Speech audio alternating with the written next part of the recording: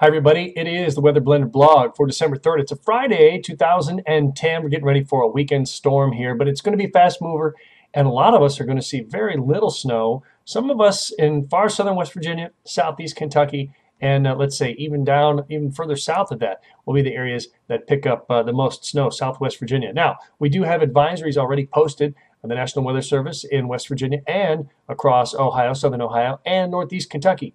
All these zones have been posted with a winter weather advisory, easy for me to say. That just means that there will be some slick driving conditions. Let's jump into the weather models. NAM weather model, 7 p.m. This is on Saturday evening. And you can see the dashed blue lines. Dashed blue lines are thickness lines. And if it's in the blue, that means it's cold enough for any precipitation to be all in the form of snow. And the snow bullseye is right around the northeast tip of Tennessee, and very little snow north of Charleston or Huntington. Very light snowfall. Again, this would be 7 a.m. on Sunday morning, the very first lightest shade of green. Very minimal amounts of snow, again, to be seen southern West Virginia, southeast Kentucky. That thing is going to flow on by. But those black lines show the direction of the flow of the air coming in off the Great Lakes, and that means colder air is going to jam on in here. All right, let's check out the weather models here again, starting off with the NAM model. The light blue, 2 inches or so, that's Beckley down through Welch, Williamson, and it picks up a little bit again from Welch down toward, look at that, Bristol, Tennessee. 10-inch bullseye. I'm a little leery of that. That might be a little too high.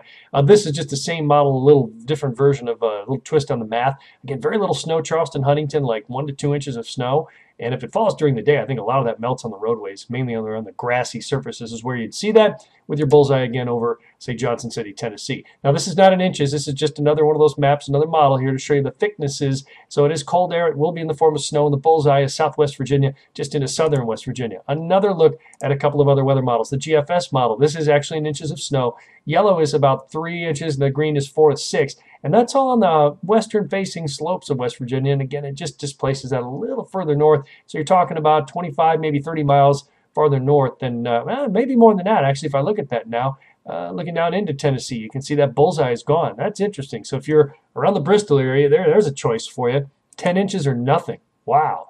Weather models sometimes do make a huge difference. But overall, for West Virginia, Kentucky, Southwest Virginia, the average is all still about the same, 1 to 3 inches of snow. This is the Japanese model, again, just showing you the thickness lines, and the bullseye, again, is from I-64 to the south. That would put out maybe a little bit more snow for Charleston and Huntington. This is one we call the UK Met. That is the bullseye, again, over Johnson City, Tennessee, and also very little bit of light snow across southern Ohio. So this is all going to be very, very close cut. We're going to have to wait and see how this turns out. And this is the last one we'll look at. This is called the GEM, the Canadian model. That puts the bullseye actually, again, a little bit closer to the Tri-Cities, down around Johnson City and Bristol and that area. So we will keep our eye on that. But nonetheless, just know that the snow probably starts anytime from mid-morning on Saturday.